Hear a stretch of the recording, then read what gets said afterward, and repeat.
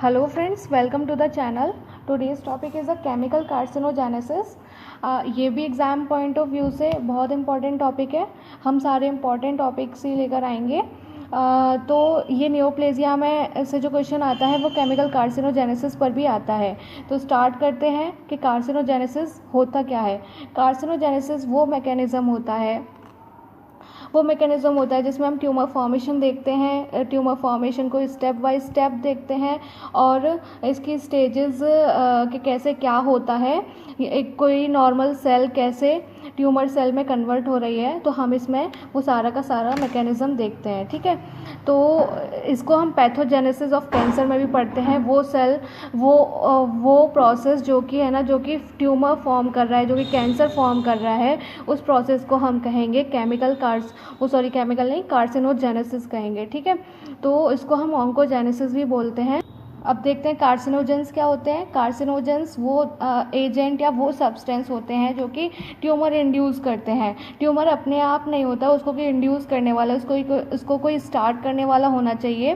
तो वही जो सब्सटेंस होते हैं या चाहे वो बायोलॉजिकल हो चाहे केमिकल हो, तो जो सब्सटेंस ट्यूमर को इंड्यूस करेगा, जो ट्यूमर कॉज करेगा, उसको हम कार्सिनोजेंस बोलते हैं. ठीक है, तो इसको हम ईटियोलॉजी ऑफ कैंसर्स में पढ़ेंगे.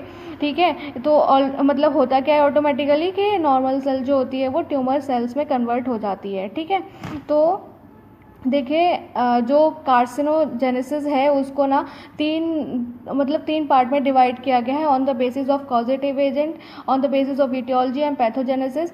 इसको कार्सिनोजेंस को 3 टाइप में डिवाइड किया गया है. दैट इज़ केमिकल कार्सिनोजेनेसिस और बायोलॉजिक कार्सिनोजेनेसिस और फिजिकल कार्सिनोजेनेसिस.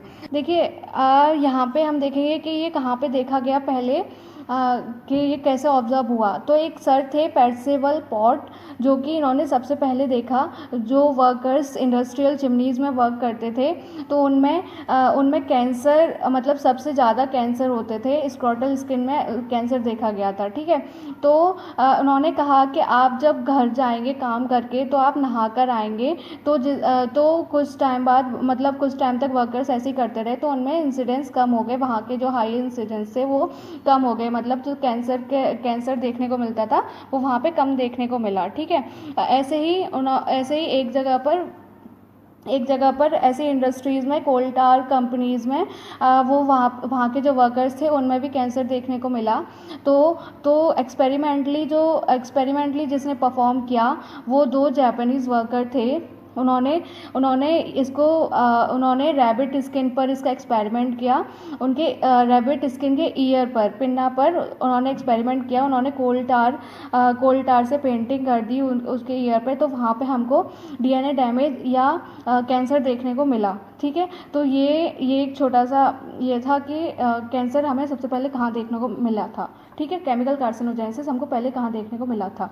तो अब देखते हैं कि कैंसर कैसे होता है. जो केमिकल कैंसर होता है, केमिकल कार्सिनोजेनेसिस होती है, वो कैसे होती है. तो हम यहाँ पे देखते हैं. तो हम इसमें स्टेजेस देखेंगे केमिकल कार्सिनोजेनेसिस की, कि केमिकल के एक्सपोजर से कैसे ट्यूमर फॉर्मेशन होता है. तो क्या होता है, केमिकल कार्सिनोजेंस जो होते हैं वो 2 टाइप के होते हैं. That is directly acting carcinogen and indirectly acting carcinogens. तो डायरेक्टली एक्टिंग, अगर हम सिंपल भाषा में बात करें तो डायरेक्टली एक्टिंग कार्सिनोजेंस जो होते हैं वो पहले से ही तैयार होकर आते हैं बॉडी में कि हमको सेल डैमेज करनी है, हमको डीएनए डैमेज करना है. तो वो ऑलरेडी तैयार होकर आते हैं. तो जिसको हम कहेंगे कि वो ऑलरेडी एक्टिवेट होकर आते हैं. इनको कोई मेटाबॉलिक एक्टिवेशन की नीड नहीं होती. ठीक है, इसी तरीके से इनडायरेक्ट एक्टिंग कार्सिनोजेंस होते हैं. इनडायरेक्ट एक्टिंग कार्सिनोजेंस जो होते हैं उनको हम प्रो कार्सिनोजेंस भी बोलते हैं. तो क्या होता है कि ये थोड़े लेज़ी होते हैं. मतलब ये बाहर से तैयार होकर नहीं आते, ये बॉडी में आकर खुद को प्रिपेयर करते हैं, मतलब खुद एक्टिवेट होते हैं. अब प्रोकार्सिनोजेंस है, तो प्रोकार्सिनोजेंस जो होंगे वो एंजाइम की हेल्प से कार्सिनोजन में कन्वर्ट होंगे, तब जाके वो टारगेट सेल पर एक्ट करेंगे. ये मतलब हम कहेंगे कि ये मेटाबॉलिकली एक्टिव होते हैं, मतलब एक्टिव बॉडी में आकर होते हैं. ठीक है, इनको एक्टिवेशन की नीड होती है, ये बाहर से एक्टिवेट होकर नहीं आते. तो तो इसमें ये अपनी टारगेट सेल देख लेते हैं एक्टिवेशन के बाद। इनडायरेक्ट एक्टिंग में इनको मेटाबॉलिक एक्टिवेशन की नीड होती है और डायरेक्ट एक्टिंग में नीड नहीं होती, ठीक है।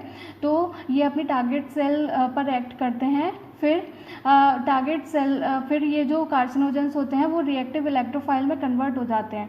रिएक्टिव इलेक्ट्रोफाइल क्या होता है कि जब प्रोसेस के टाइम पे जब ये प्रोसेस चल रहा होता है तो क्या होता है कि ये इलेक्ट्रॉन डेफिशिएंट हो जाते हैं। जो कार्सिनोजेंस होंगे तो वो इलेक्ट्रॉन डेफिशिएंट हो जाते हैं। इलेक्ट्रॉन डेफिशिएंट हो जाते हैं तो जिससे कि क्या होता है वो हाईली रिएक्टिव हो जाते हैं। जब आपने केमिस्ट्री में देखा होगा जब कोई इलेक्ट्रॉन लूज़ कर देता है तो वो हाईली रिएक्टिव हो जाता है। वो न्यूट्रल होने के लिए किसी ज़्यादा इलेक्ट्रॉन वाले कंपाउंड के साथ मॉलिक्यूल के साथ रिएक्ट करने को बॉन्ड बनाने को रेडी रहता है, ठीक है। तो ये तो इलेक्ट्रॉन डेफिशिएंट ये अपने इलेक्ट्रॉन को फुलफ़िल करने के लिए किसी इलेक्ट्रॉन रिच मॉलिक्यूल को ढूंढता है जो कि होते हैं डीएनए, आरएनए और अदर प्रोटीन्स, ठीक है। अदर प्रोटीन्स होती हैं तो यहाँ पे ये टारगेट मॉलिक्यूल इनका डीएनए होता है, ठीक है। तो अब क्या होगा कि जो हार्मफुल कार्सिनोजेंस हैं तो वो टारगेट मॉलिक्यूल पर एक्ट करते हैं, मतलब डीएनए पर एक्ट करते हैं। तो डीएनए जब वो डीएनए पर एक्ट करेंगे हार्मफुल कार्सिनोजेंस तो क्या होगा, परमानेंट डीएनए डैमेज हो जाएगा। परमानेंट डीएनए डैमेज को हम म्यूटेटेड सेल भी बोलते हैं। मतलब क्या होगा, इसमें म्यूटेशन हो जाएगा, ठीक है, म्यूटेशन हो जाएगा। इसको हम इनिशिएटेड सेल भी बोलते हैं। इनिशिएटेड सेल बोलेंगे जो जब परमानेंट डीएनए डैमेज हो जाता है उस सेल को हम इनिशिएटेड सेल बोलेंगे, ठीक है। तो क्या होता है, ये जो होता है कि ये जो प्रोसेस है ये सब वन टर्न में होता है। जो सेल डिवीज़न होता है तो वो सेल साइकिल चल रही होती है तो वो क्या होता है कि जो वन टर्न होता है उसी में होता है। तो अगर वन टर्न में ही ये रिपेयरिंग का वेट करते हैं कि अगर इनकी रिपेयरिंग हो जाए तो ये मतलब ठीक हो सकती है ये सेल। लेकिन जब इनकी रिपेयरिंग नहीं होगी, जब सेकंड टर्न होगा सेल साइकिल का तो ये डिवाइड हो जाएगी तो ये परमानेंट डीएनए डैमेज हो जाएगा। मतलब ये इरिवर्सिबल हो जाएगा। इसका कोई अब ये नहीं कि वो सही हो जाए, इसकी रिपेयरिंग नहीं होगी, ठीक है। तो बस ये होता है कि अगर जब इसका एक बार सेल डिवाइड करने लग जाए तो फिर इसका डीएनए डैमेज है, मतलब जो सेल है वो रिपेयरिंग में नहीं जाएगी। फिर वो एक डिवीज़न के बाद ही वो परमानेंट चेंज हो जाएगा, वो इरिवर्सिबल चेंज होगा, ठीक है। अब फिर क्या होगा कि जब डीएनए डैमेज हो जाता है वो सेल फिर प्रोलिफरेशन स्टार्ट कर देती है। मतलब इसका मतलब वो डिवीज़न स्टार्ट कर देती है, बहुत रिपीटेडली डिवाइड करती रहती है, ठीक है। रिपीटेडली डिवाइड करने के बाद वो बहुत सारी more and more mutated cell बनाती है जो कि लीथल जो म्यूटेशन हुआ है वो लीथल म्यूटेशन हुआ है। मतलब वो बहुत हार्मफुल हुआ है, ठीक है। तो वो रिपीटेडली डिवाइड करेगी। प्रोलिफरेशन मतलब वो स्प्रेड होती जाएगी, मतलब उनकी जो नंबरिंग है वो रिपीटेडली डिवाइड करने से उनकी नंबरिंग बढ़ती जाएगी, जिसको हम मतलब माइटोसिस भी कहते हैं। माइटोसिस जो कि सेल डिवीज़न होता है, ठीक है, उसकी हेल्प से रिपीटेड डिवीज़न होकर वो बहुत सारी सेल्स बन जाएंगी, ठीक है। तो अनकंट्रोल सेल्स बनने लग जाएंगी तो जिसको हम ट्यूमर फॉर्मेशन कहते हैं। तो वो कैंसर में कन्वर्ट हो जाती है, ठीक है। कैंसर में कन्वर्ट हो जाएगी तो मतलब कैंसर फिनोटाइप देखने को मिलेगा। मतलब ये जो स्टेज होती है कैंसर फिनोटाइप, इसमें क्या होता है कि ज़्यादा से ज़्यादा म्यूटेशन होता रहता है और हमें इसमें फिनोटिपिकल चेंजेस दिखते हैं। और जैसे कि हेरिडिटरी चेंजेस, जेनेटिकल चेंजेस, ये चेंजेस हमको देखने को मिलते हैं। और फिर ये क्या होता है, मैलिग्नेंट ट्यूमर बना देता है। मैलिग्नेंट ट्यूमर बना देता है। जब रिपीटेड डिवीज़न होगा तो उससे मैलिग्नेंट ट्यूमर बनेगा और वो वहाँ पे वो स्प्रेड करता रहेगा। जाएगा, ठीक है। तो अल्टीमेटली फिर यहाँ से तो वही है कि वो डिवाइड करता रहेगा और फिर वो ट्यूमर फॉर्मेशन कर लेगा, जिससे कि जो कि 2 टाइप के ट्यूमर होते हैं, आपको पता ही होगा, एक बेनाइन ट्यूमर, एक मैलिग्नेंट। तो यहाँ पे ये जो केमिकल कार्सिनोजेनेसिस है वो मैलिग्नेंट ट्यूमर करेगा, ठीक है। तो अब हम इसको हमने ये पूरा एक बार देख लिया है, ओवरव्यू कर लिया है कि मतलब ये पूरे स्टेजेस देख लिए हैं, ठीक है। अब हम ये देखते हैं कि ये स्टेप बाय स्टेप तो हमने देख लिया है। अब हम ये देखते हैं कि इसमें स्टेजेस कौन सी होती है। इसमें 3 स्टेजेस होती हैं, डैट इज़ इनिशिएशन, प्रमोशन और प्रोग्रेशन, ठीक है। इनिशिएशन में जो हमारा मेटाबॉलिक एक्टिवेशन से पूरा जो होता है वो हमारा परमानेंट डीएनए डैमेज तक वो पूरी इनिशिएशन फेज़ में आती है। इनिशिएशन फेज़ में वो डीएनए डैमेज तक वो पूरी इनिशिएशन फेज़ रहती है। जब तक कोई इनिशिएटर आके उसको इनिशिएट नहीं करेगा तब तक इनिशिएशन फेज़ स्टार्ट नहीं होगी, ठीक है। फिर वो जब डीएनए डैमेज होगा तो प्रोमोशन की फेज़ आती है। प्रोमोशन में सेल प्रोलिफरेशन होता है, मतलब सेल डिवाइड होती है, ठीक है। तो जब तक प्रोमोटर की प्रेजेंस में ये सेल डिवाइड करती है। जब प्रोमोटर आएगा बाहर, मतलब कोई केमिकल सब्सटेंस आएगा, तो यहाँ पे वैसे ये रिपेयरिंग का वेट करती है, लेकिन रिपेयरिंग नहीं होती, तो वो किसी प्रोमोटर के उसमें आएगी और जिससे कि सेल डिवीज़न स्टार्ट होगा और वो लीथल हो जाएगी और वो मतलब परमानेंट डीएनए डैमेज हो जाएगा, इरिवर्सिबल हो जाएगा, ठीक है। फिर यहाँ पे जब चेंजेस आने लग जाएंगे तो वो प्रमोशन फेज़ होती है, प्रमोशन फेज़ तक होता है। प्रोग्रेशन मतलब प्रोग्रेस करते जाना, वो जो सेल बहुत एक्स्ट्रा नंबर में डिवाइड करती जाएगी, जिससे कि ट्यूमर फॉर्मेशन हो जाता है। अनकंट्रोल्ड सेल डिवीज़न होता है, तब उससे ट्यूमर फॉर्मेशन हो जाता है। तो ये है स्टेजेस ऑफ सेल कार्सिनोजेनेसिस के बारे में। तो अब हमने पढ़ ही लिया है, ठीक है। अब हम इसको पूरा थ्योरी में देख लेते हैं एक बार कि इनिशिएशन क्या होता है। ये फर्स्ट स्टेज होती है, ये इनिशिएशन फेज़ जो होती है, और ये चेंजेस जो होते हैं इसमें वो सिंगल डोज से भी होते हैं और लास्ट, मतलब अगर सिंगल डोज भी देंगे तो भी हो जाएंगे, लास्ट डोज से भी हो जाएंगे। सिंगल डोज में शॉर्ट टाइम के लिए होंगे, लास्ट डोज में बहुत ज़्यादा ड्यूरेशन के लिए होंगे। जो चेंजेस होते हैं वो सडन होते हैं, इरिवर्सिबल होते हैं और परमानेंट होते हैं। इनिशिएशन 2 टाइप के होते हैं, डायरेक्टली एक्टिंग और इनडायरेक्टली एक्टिंग, ठीक है। डायरेक्टली एक्टिंग जो होते हैं, जो डायरेक्टली एक्टिंग कार्सिनोजेंस होते हैं वो एक्टिव होते हैं, उनको एक्टिवेशन की नीड नहीं होती और वो सेल ट्रांसफॉर्मेशन करते हैं, ठीक है। ये वही है। और इनडायरेक्टली एक्टिंग में क्या होता है, प्रो कार्सिनोजेंस होते हैं। प्रो कार्सिनोजन एक्टिव कार्सिनोजन में चेंज होते हैं by the help of the monooxygenase enzyme.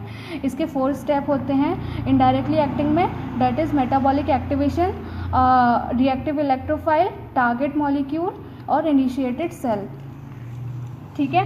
तो अब इसमें हम मेटाबॉलिक एक्टिवेशंस देख लेते हैं। मेटाबॉलिक मतलब इसके 4 स्टेप्स जो होते हैं उनमें हम मेटाबॉलिक एक्टिवेशन देखते हैं। मेटाबॉलिक एक्टिवेशन में क्या होता है कि जो डायरेक्ट एक्टिंग कार्सिनोजन होते हैं उनको तो नीड ही नहीं होती है एक्टिवेशन की, और जो इनडायरेक्ट होते हैं वो कन्वर्ट होते हैं लिवर में, वो एक्टिवेट होते हैं लिवर में विद द हेल्प ऑफ किसकी हेल्प से होते हैं, मोनोऑक्सीजिनेज एंजाइम, जो कि साइटोक्रोम P450 में प्रेजेंट होता है, ठीक है। अब हम रिएक्टिव एक्टिवेशन की बात करते हैं। रिएक्टिव एक्टिवेशन में डायरेक्टली एक्टिंग की बात करें तो वो ऑलरेडी इलेक्ट्रोफिलिक होते हैं, जैसा कि मैंने आपको बताया वो पूरी तैयारी के साथ आते हैं, वो ऑलरेडी रिएक्टिव होते हैं, वो वहाँ पे जाके बस डैमेज करने को तैयार ही रहते हैं, ठीक है। वो डायरेक्ट एक्टिंग जो होते हैं वो ऑलरेडी इलेक्ट्रोफिलिक होते हैं, जो कि म्यूटेशन कॉज करते हैं। इनडायरेक्टली एक्टिंग में अगर हम देखें तो ये इलेक्ट्रॉन डेफिशिएंट होते हैं। मेटाबॉलिक एक्टिवेशन जब प्रोसेस चल रहा होता है तो तब ये इलेक्ट्रॉन डेफिशिएंट हो जाते हैं, जिसकी वजह से ये हाईली रिएक्टिव इलेक्ट्रोफाइल्स बन जाते हैं, जो कि रिएक्ट करते हैं इलेक्ट्रॉन रिच पोर्शन, जो मॉलिक्यूल के इलेक्ट्रॉन रिच पोर्शन से ये रिएक्ट करते हैं, जिसमें डीएनए और आरएनए और अदर प्रोटीन होती हैं, ठीक है। तो इसमें यही है, ये चार्ट की फॉर्म में indirectly acting carcinogen, pro carcinogens जो होते हैं वो अपने आप को कन्वर्ट करते हैं मेटाबॉलिक एक्टिवेशन के प्रोसेस में, और वो इलेक्ट्रॉन डेफिशिएंट हो जाते हैं उस प्रोसेस में, जिसकी वजह से रिएक्टिव इलेक्ट्रोफाइल बन जाते हैं वो, और वो किसी इलेक्ट्रॉन रिच प्रोटीन से जाके बाइंड हो जाते हैं, जो कि मेन प्रोटीन होती है डीएनए, और वो म्यूटेशन कॉज करते हैं, डीएनए डैमेज कॉज करते हैं, ठीक है। बात करते हैं टारगेट मॉलिक्यूल्स की, तो टारगेट मॉलिक्यूल डीएनए होता है। फर्स्ट टारगेट मॉलिक्यूल्स वो फर्स्ट टारगेट इलेक्ट्रोफाइल जो होता है वो डीएनए होता है, जो कि कॉज करता है म्यूटाजेनेसिस। अब जैसे कि चेंजेस अकर होंगे डीएनए में, जैसे ही चेंजेस अकर होंगे तो वो सेल हो जाएगी इनिशिएटेड सेल और म्यूटेटेड सेल, ठीक है। जैसे कि जीरोडर्मा पिगमेंटोसम में क्या था कि हेरिडिटरी डिफेक्ट देखे गए थे डीएनए रिपेयरिंग मैकेनिज्म में, तो जिसकी वजह से स्किन कैंसर वहाँ पे देखा गया था, ठीक है। इनिशिएटेड सेल में अगर हम बात करें तो यहाँ पे रिपेयरिंग हो सकती है। जो इनिशिएटेड फेज़ होती है, जैसे कि मैंने आपको पहले ही बताया था कि यहाँ पे सेल रिपेयरिंग का इंतज़ार कर रही होती है। अगर वो रिपेयर हो जाती है तो वो नॉर्मल सेल में कन्वर्ट हो जाती है, या फिर उसकी सेल डेथ हो जाती है। सेल डेथ भी एक हमारा डिफेंस मैकेनिज्म है बॉडी का, जिससे कि वो दूसरी सेल को अफेक्ट ना करे। तो या तो उसकी सेल डेथ हो जाएगी, मतलब नेक्रोसिस या अपोप्टोसिस हो जाएगी, नहीं तो वो मतलब नॉर्मल सेल में कन्वर्ट हो जाएगी। अगर यहाँ पे रिपेयरिंग नहीं होती है तो वो आगे के मतलब जो अगर यहाँ पे रिपेयरिंग नहीं होती है तो वो परमानेंट सेल डैमेज हो जाएगा, ठीक है। तो यहाँ पे फिर वो सेल अगर एक बार माइटोसिस में चली जाती है बिफोर रिपेयरिंग, तो वो जो डीएनए डैमेज है वो परमानेंट हो जाएगा और इरिवर्सिबल हो जाएगा। तो ये रिपीटेशन की स्पेलिंग, ठीक है, ये आई है यहाँ पे, ठीक है। तो यहाँ पे रिपीटेशन बाय द तो यहाँ पे जो है वो जो माइटोसिस होगा तो वहाँ पे माइटोसिस होने के साथ साथ वो जो चेंजेस हैं वो अपनी जो सेल डिवाइड करेगी, जो प्रोजेनी होंगी सेल्स की, तो वो जो चेंजेस हैं वो उनकी प्रोजेनी में भी चले जाएंगे। और यहाँ पे जैसे अनरिपेयर डीएनए डैमेज जो होगा वो टेम्परेरी, मतलब अगर हम कहें तो जो अनरिपेयर डीएनए डैमेज है वो परमानेंट में कन्वर्ट हो जाएगा जब उसको रिपेयरिंग नहीं मिलेगी, ठीक है। जब उसको कोई रिपेयर करने को वो नहीं मिलेगा तो वो परमानेंट और इरिवर्सिबल डीएनए डैमेज में कन्वर्ट हो जाएगा, ठीक है। तो यहाँ पे प्रमोशन की बात करें तो इनिशिएशन के बाद ये सेकंड स्टेज आती है। यहाँ पे डीएनए डैमेज हो जाता है लेकिन बिना प्रमोटर के यहाँ पे कोई मतलब यहाँ पे आगे का प्रोसेस नहीं होता। जब प्रमोटर आएगा तभी यहाँ पे आगे का प्रोसेस होगा, ठीक है। जैसे कि मतलब प्रमोशन होगा, फिर आगे की स्टेज मतलब माइटोसिस होगा, क्लोनल प्रोलिफरेशन होगा, तो उससे आगे का प्रोसेस मतलब प्रोसीड होगा, ठीक है। प्रोग्रेशन में क्या होता है कि यहाँ पे जो कैंसर सेल है, मतलब ये जो होती है प्रमोशन के बाद की स्टेज होती है प्रोग्रेशन फेज। तो इसमें यहाँ पे फिनोटिपिकल चेंजेस देखे जाते हैं। जब वो रिपीटेडली डिवाइड करती रहती है तो यहाँ पे फिनोटिपिक चेंजेस देखे जाते हैं। तो जो फीचर्स होते हैं फिनोटिपिक फीचर्स वो मोर एंड मोर जो कि आगे की जो सेल्स होंगी वो म्यूटेशन करती जाएंगी, मोर जो उसकी प्रोजेनी होगी वो भी म्यूटेशन करती जाएगी, ठीक है। तो इसमें हमें जेनेटिक और बायोकेमिकल चेंजेस देखने को मिलते हैं। फिनोटिपिकल चेंजेस में जो आते हैं तो वो मैलिग्नेंट ट्यूमर कॉज करती है, जिसमें हमारे जेनेटिक और हेरिडिटरी और बायोकेमिकल चेंजेस देखे जाते हैं। फिनोटिपिकल चेंजेस की अगर हम बात करें तो कौन से चेंजेस होते हैं, जेनेटिक, बायोकेमिकल और हेरिडिटरी चेंजेस होते हैं। और वो जो लास्ट में वो होगा जो कैंसर सेल जो बनेगी उसको हम मैलिग्नेंट कैंसर बोलेंगे, ठीक है। तो आज के टॉपिक में यही था। Thank you so much. यहाँ पे हम एक चार्ट डिस्कस कर लेते हैं जो कि आपको समझने में बहुत ही इजी रहेगा। तो यहाँ पे जो स्टेजेस होती हैं मैंने बता ही दिया कि यहाँ पे इनिशिएशन, प्रमोशन और प्रोग्रेशन फेज़ होती है जो कि डायरेक्टली एक्टिंग होती है। इनिशिएशन में हमें दो टाइप के कार्सिनोजेंस देखने को मिलते हैं, डैट इज़ डायरेक्टली एक्टिंग और इनडायरेक्टली एक्टिंग।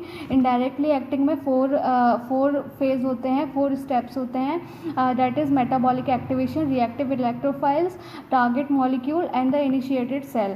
तो अब हम इसमें देखते हैं कि एक नॉर्मल सेल इनिशिएटर की प्रेजेंस में डीएनए डैमेज कराएगी, ठीक है। और जब तक प्रोमोटर नहीं आता तो वो डीएनए डैमेज ऐसा का ऐसा ही रहेगा। जब प्रोमोटर आ जाएगा तो वो कैंसर सेल में कन्वर्ट हो जाएगी, मतलब रिपीटेटिवली। फिर उसके बाद प्रोग्रेशन फेज आएगी जिसमें बहुत रिपीटेटिवली वो चलता है, डिवीज़न चलता है और जिसकी वजह से कैंसर सेल फॉर्म होती है, ठीक है। इनिशिएटर के प्रेजेंस में म्यूटेटेड सेल बनाएगी और प्रोमोटर की हेल्प से वो कैंसर सेल में कन्वर्ट हो जाएगी। और म्यूटेटेड सेल को हम डीएनए डैमेज या इनिशिएटेड सेल कहते हैं, या इनिशिएटेड सेल कहते हैं। ठीक है, तो इसमें इतना ही था।